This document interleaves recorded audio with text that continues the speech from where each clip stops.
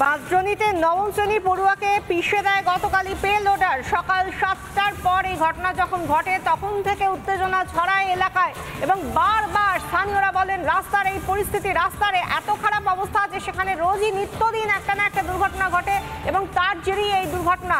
আর এখন দেখা যাচ্ছে ঘটনা ঘটে যাওয়ার পরে একটা তরতাজা প্রাণ চলে যাওয়ার পরে সেখানে রাস্তা সারানো হচ্ছে। মৃত্যুর ঘটনা ঘটলে তবেই কি টনক নড়ে প্রশাসনের? বাঁশদ্রোণীতে গতকালের ঘটনার পর তড়িঘড়ি শুরু হয়েছে রাস্তা সারানোর কাজ।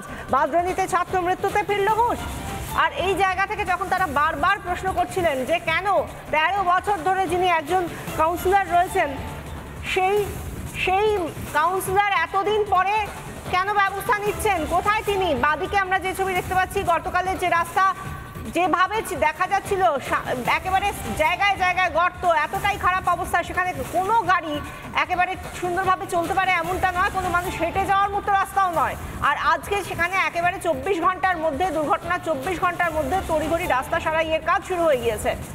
একটা প্রাণ চলে গিয়েছে এই 24 ঘন্টার মধ্যে এবং তার মধ্যে প্রশাসনের টনক অবশেষে নড়ল, যেখানে এত প্রতিবাদ, এত আন্দোলন এবং মানুষের এত ক্ষোভ, তারপর এই রাস্তা সারাইয়ের কাজ তড়িঘড়ি। বাঁশদ্রোণী থেকে এই এলাকা থেকে রয়েছেন আমাদের প্রতিনিধি সৈকত পাল। সৈকত, মাঝখানে 24টা ঘন্টা যেরকম গিয়েছে, মাঝখানে চলে গিয়েছে একটা তরতাজা প্রাণ, আর তারপর অবশেষে টনক নড়ল প্রশাসনের, রাস্তা সারানো হচ্ছে।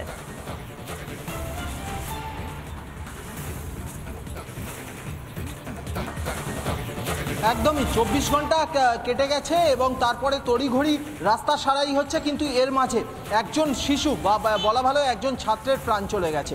গত বছর বেহালাতেও 7 সকালের দিকে একটি অ্যাক্সিডেন্ট হয়েছিল, ট্রাক জ্বালিয়ে দেওয়া হয়েছিল, রীতিমতো হিংসাত্মক পরিস্থিতি ছড়িয়ে গিয়েছিল। তারপরে কিন্তু বেহালায় ওই এলাকায় গোটা বেহালা চত্বরে ডায়মন্ড হারবার রোডের ওপরে ট্রাফিকের নজরদারি বেড়েছিল।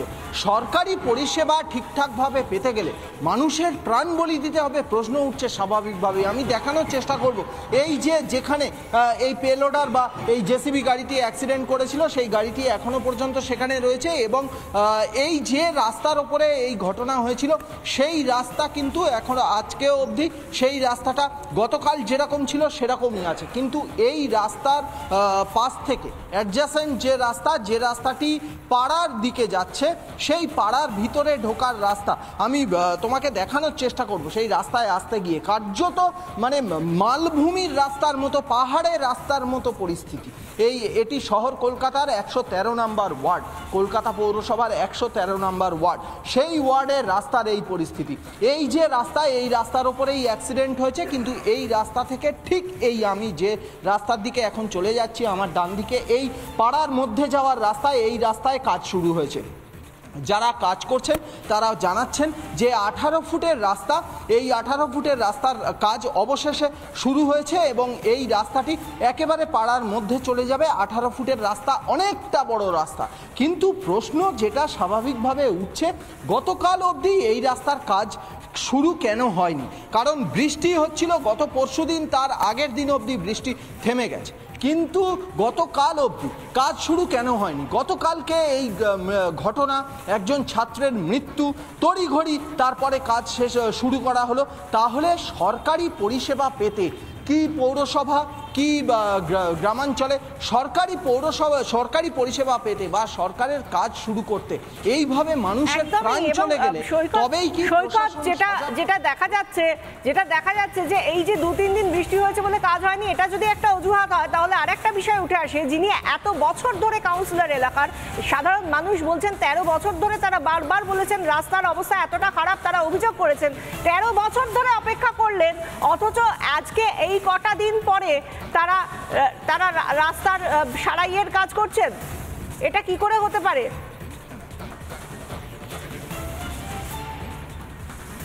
এতদিনের অপেক্ষাটা কেন?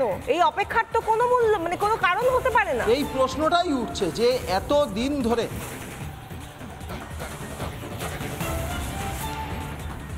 একদমই এই অপেক্ষার কারণ কি সেটাই এখনো পর্যন্ত জানা যাচ্ছে না। তবে যেটা জানা যাচ্ছে, এই আমি আরও একবার দেখাবো রাস্তার চিত্রটা। এই রাস্তা ধরেই কিন্তু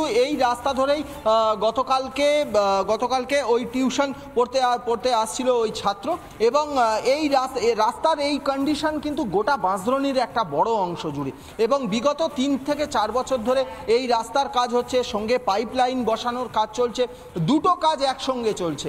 কোনো এক জায়গার কাজ কমপ্লিট করে আবার অন্য জায়গার কাজ হবে, সেই নিয়ম মাফিক সেই কাজ হচ্ছে না, যার ফলে পরিকল্পনাহীনভাবে কাজ করার ফলেই কিন্তু বিগত 3-4 বছর ধরে স্থানীয় বাসিন্দাদের কেউ গতকাল বলছিলেন যে বিগত 5-6 বছর ধরে রাস্তার এই রকম পরিস্থিতি, রাস্তার এই দুর্দশা, যার ফলেই গতকালকের ইনসিডেন্ট, এবং গতকালকে ইনসিডেন্টে একজন স্টুডেন্টের মৃত্যু, এবং তারপরেই কিন্তু টনক নড়েছে বলা যায় প্রশাসনের।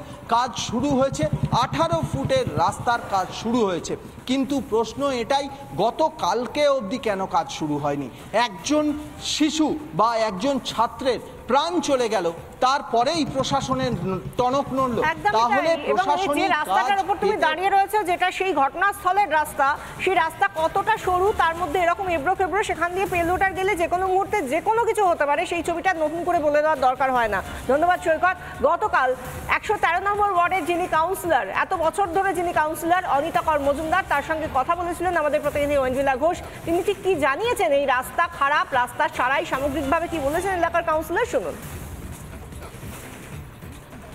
হ্যালো হ্যালো, হ্যাঁ অনিতা দি, আমি রিপাবলিক বাংলা থেকে কথা বলছিলাম, ঐন্দ্রিলা কথা বলছি। হ্যাঁ, বলছি যে এই আপনার ওয়ার্ডে একটা বাচ্চা ছেলের মৃত্যু হয়েছে। হ্যাঁ, আপনি জানেন?